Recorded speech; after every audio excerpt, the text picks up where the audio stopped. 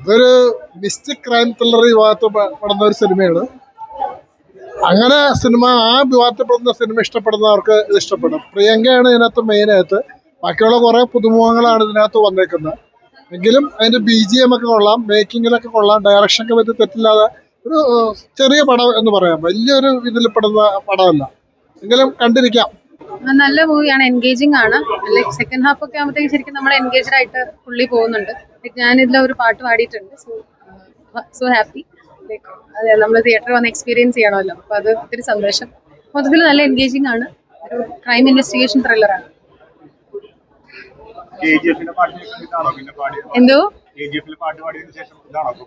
അതിനിടയ്ക്ക് കുറച്ച് മൂവീസ് വന്നിരുന്നു. എനിക്ക് തോന്നുന്നു നല്ല മൂവിയായിരുന്നു. എന്തോ അങ്ങനെ ഹൊറർ എന്ന് പറയാൻ പറ്റില്ല, ഒരു ഹൊറർ ഇൻവെസ്റ്റിഗേഷൻ ആണ്. എന്ന് വെച്ച് കഴിഞ്ഞാൽ ഹൊറർ എന്നിട്ട് പ്രേതം വന്ന് പേടിപ്പിക്കുക അങ്ങനെയുള്ള സംഭവങ്ങളൊന്നുമല്ല. അങ്ങനെ ഒരു എലമെന്റ് ഉണ്ടെന്ന് മാത്രമേ ഉള്ളൂ. അല്ലാതെ എല്ലാവരും പേടിച്ച് പ്രേതത്തെ ഭയന്ന് അങ്ങനൊന്നുമില്ല. അതൊരു ഇൻവെസ്റ്റിഗേഷനിൽ കൂടെ ഒരു പറഞ്ഞു പോകുന്നതാണ്. ഹൊറർ എലമെന്റ് അതിനകത്ത് ഉണ്ടെന്നേ ഉള്ളൂ, ഒരു പ്രസൻസ് ഉണ്ടെന്നേ ഉള്ളൂ, വേറെ പ്രശ്നമൊന്നുമില്ല. നല്ല മൂവി തന്നെയാണ്. മനസ്സിന് ശേഷം ഒരു നാഗവല്ലി എക്സ്പീരിയൻസ് ആണ് ഈ സിനിമ കണ്ടപ്പോൾ എനിക്ക് മനസ്സിലാക്കുന്നത്. പിന്നെ ഇതിൽ ഡയറക്ടറെ പറ്റി പറഞ്ഞ അരുൺ വെമ്പാലാണ് ഡയറക്ഷനാണ്. പിന്നെ സൗണ്ട് ക്വാളിറ്റി ഒരു തിയേറ്ററിക്കൽ എക്സ്പീരിയൻസ് തന്നെയാണ്. പിന്നെ പ്രിയങ്ക നായരുടെയൊക്കെ തിരിച്ചുവരവാണ്. പിന്നെ ബാക്കി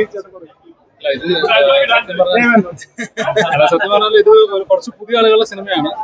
ഇതിലേക്ക് ഞാൻ ഏറ്റവും ലാസ്റ്റ് ജോയിൻ ചെയ്തിട്ടുള്ള ഒരാളാണ്. സിനിമ കണ്ടു കഴിഞ്ഞാൽ ഭയങ്കര സന്തോഷം. കാരണം ഒരു ഇമ്പോർട്ടൻ്റ് ആയിട്ടുള്ള ഒരു ക്യാരക്ടർ തന്നെയാണ്. പക്ഷെ ആ ഒരു സിനിമയിൽ എത്രത്തോളം അതൊരു എന്റർടൈനിങ് ഫാക്ടർ കൂടെ ഈ സിനിമയിലുണ്ട്. ഇതൊരു ഹൊറർ ഇൻവെസ്റ്റിഗേഷൻ ത്രില്ലാണെങ്കിൽ കൂടെ എൻ്റെ ഒരു പാർട്ട് എല്ലാവർക്കും ഇഷ്ടപ്പെട്ടു എന്ന് പറഞ്ഞാൽ ഒരുപാട് സന്തോഷം. പിന്നെ ഏരീസ് പോലെ ഒരു വലിയൊരു ബാനറിൻ്റെ ഒരു സിനിമയിൽ വീണ്ടും അഭിനയിക്കാൻ കഴിഞ്ഞത് ഒരുപാട് സന്തോഷം. പിന്നെ ഇനി സിനിമ ഏറ്റെടുക്കേണ്ടത് നിങ്ങളെല്ലാവരുമാണ്. അപ്പോൾ എല്ലാവരും രണ്ട് കൈ നീട്ടി സ്വീകരിക്കണമെന്ന് മാത്രമേ പറയാനുള്ളൂ. എല്ലാവരും വന്ന് സിനിമ കാണും, നിങ്ങൾക്ക് എന്തായാലും ഇഷ്ടപ്പെടും. എല്ലാവരും ഇഷ്ടപ്പെടും. വൈസ്ലി ഹൊറാണ്, സ്ലോ ആയിരുന്നു, കുഴപ്പമില്ല. സെക്കൻഡ് ഹാഫിനല്ലായിരുന്നു, ക്ലൈമാക്സ് അല്ല.